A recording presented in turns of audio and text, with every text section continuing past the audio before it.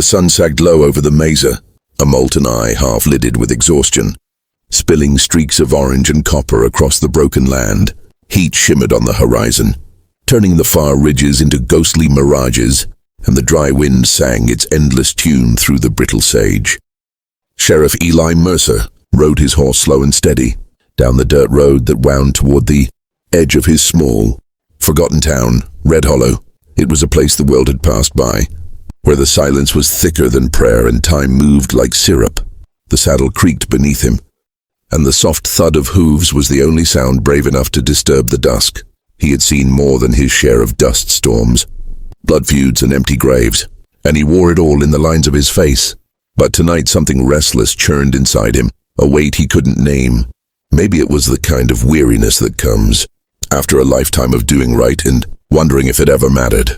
As he neared the old riverbed, his horse snorted, ears twitching toward a faint rustle.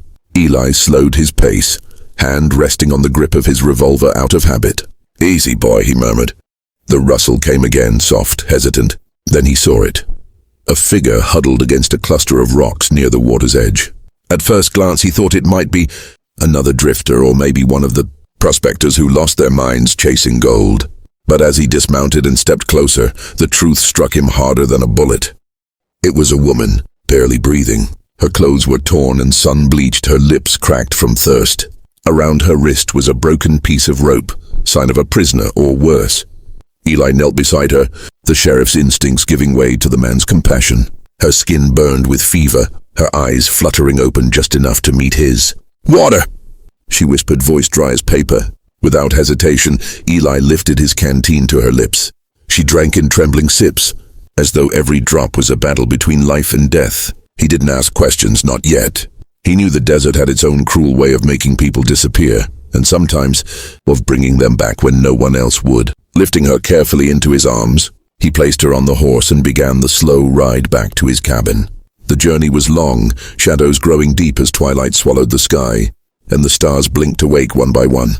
When they reached his cabin, he laid her on his cot, started a fire, and boiled water for coffee and medicine. She didn't speak again for hours. When she finally did, her words came in fragments.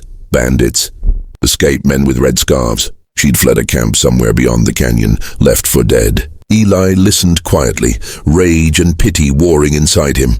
In a land like this, mercy was rarer than rain. But that night, as he watched her sleep beneath his threadbare blanket, he felt something shift inside him. Not duty, not justice. Something deeper, an ache for redemption he hadn't known he needed. Morning came, painted in shades of gold and rose, spilling over the ridges like a promise.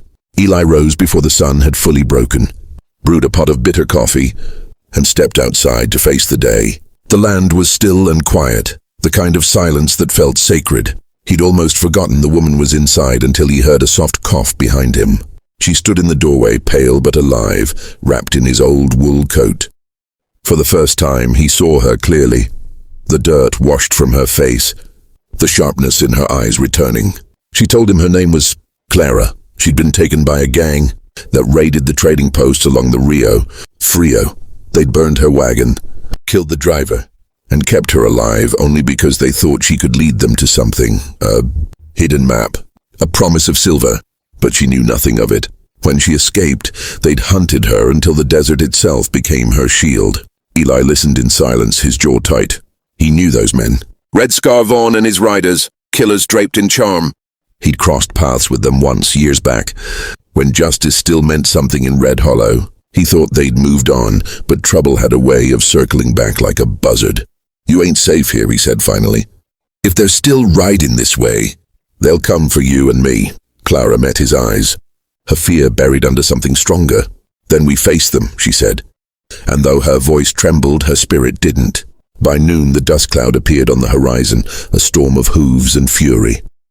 Eli loaded his rifle, checked the chamber on his revolver, and stood on the porch, the sun burning his back. There were 7 riders. He counted each one. Clara stood behind him, clutching a lantern of oil. When the first shot rang out, it echoed like thunder through the valley. The battle was short, brutal, and merciless. Eli fought with the quiet precision of a man who'd long made peace with death. By the end, the silence returned, heavier this time, almost mournful. 6 riders lay still in the dust, The seventh, Red Scar himself, staggered from his horse, bleeding and snarling. He raised his pistol, but Clara, trembling yet steady, lit the lantern and hurled it forward. The oil caught, flames roared, and in moments the outlaw's legacy burned away into smoke. When it was over, Eli dropped to his knees, the rifle slipping from his grasp. Clara knelt beside him, tears cutting clean lines through the soot on her cheeks. "You saved me," she whispered. He looked at her and shook his head faintly. "No, ma'am," he said. "You saved yourself. I just rode along." In the distance, the wind carried away the last whispers of gunfire, and the desert exhaled as if a great burden had lifted. That evening, as the two sat by the fire outside the cabin, the sun dipped behind the mountains, painting the sky with streaks of violet and flame. The air smelled of ash and wild sage. Eli felt something rare stir inside him, a quiet peace, the kind that comes not from winning, but from doing right. He'd thought his years of meaning were long behind him, buried under the dust of lost towns and fading lore. But as Clara smiled faintly beside him, alive and unbroken, he realized that redemption wasn't something you sought. It was something that found you when you least deserved it. And when the coyotes began to sing under the rising moon, Eli Mercer tilted his hat low, closed his eyes, and whispered a prayer to the desert wind. May the lost always find a hand that reaches back.